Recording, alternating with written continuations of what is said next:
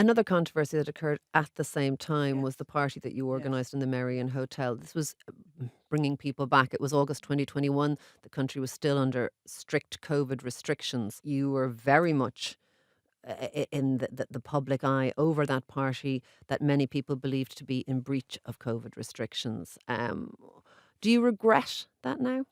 Well, it was a very difficult time. In fact, it was one of the most difficult times in my life.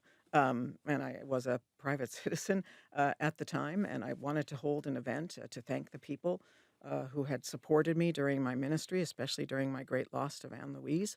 And so I have had to really step back and deeply reflect about that. I've put a lot of that reflection in my memoir that's going to be published this year. But what I would say is now, um, is that I understand that that people could have perceived it that way, and but there was conflicting guidance in relation to the holding of an event like that, and I think all of that is on public record as well. But I do understand that people, that it was a difficult time. It was a difficult time. It was, and there was a sort of a fevered atmosphere in the Yes, there country at the time. I was. think that that's fair, Correct. and I don't mean to be trite when I say that, but No. I think that's fair Yeah. to say.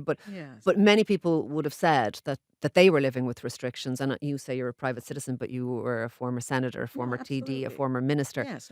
That that y- that you should have led by example.